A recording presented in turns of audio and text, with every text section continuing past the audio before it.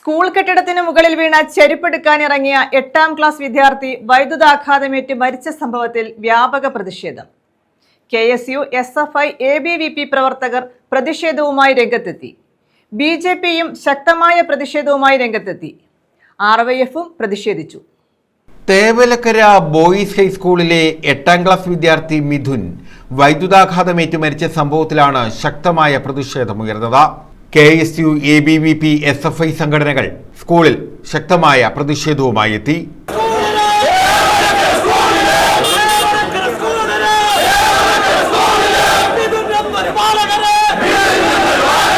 BJP പ്രവർത്തകരും സംഭവത്തിൽ പ്രതിഷേധിച്ചു.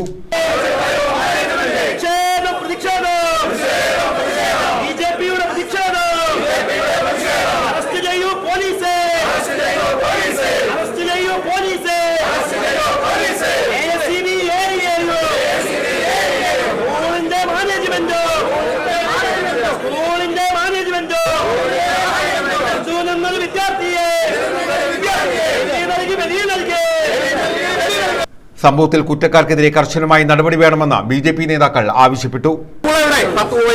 5ാം ക്ലാസ് മുതൽ 10ാം ക്ലാസ് വരെ ഞാൻ 80 വിദ്യാർത്ഥിയാണ്. അന്നത്തെ ഞാൻ ആ പഠിച്ച കാലഘട്ടത്തിൽ ആ സ്കൂൾ അതേപോലെ നിൽക്കുകയാണ് ചെയ്യുന്നത്.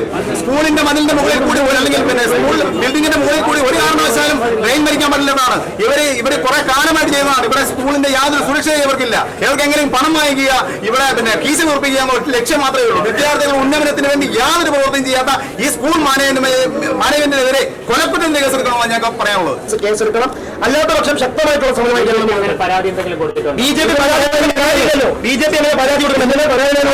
ഇതിനകത്ത് ഞങ്ങൾക്ക് പരാതിയുണ്ട്, ഇവിടുത്തെ ജനങ്ങൾക്ക് പൊതുജനങ്ങൾക്ക് പരാതിയുണ്ട്, ഇവിടുത്തെ മാധ്യമങ്ങൾക്കും പരാതിയുണ്ട്. ഇതിന് സമൂഹത്തെ പോലീസ് കേസെടുക്കുക എന്ന് മാത്രമേ ഉള്ളൂ. അല്ലാതെ ഇതിനകത്ത് ആരുടെ പരാതിയുടെ ആവശ്യമില്ല.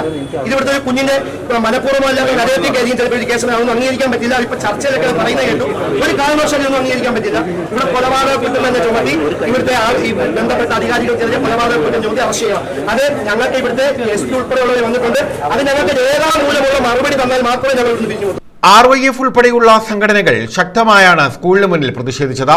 KSEBയുടെയും സ്കൂൾ അധികൃതരുടെയും അനാസ്ഥയാണ് വിദ്യാർത്ഥിയുടെ മരണകാരണമെന്നാണ് സംഘടനകൾ ആരോപിക്കുന്നത്.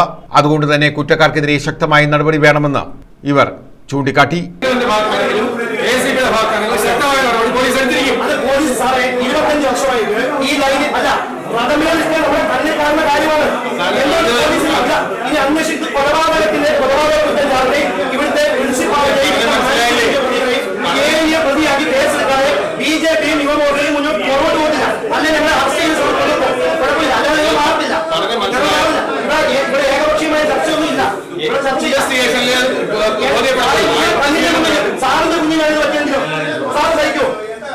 News bureau, Sasthamkotta.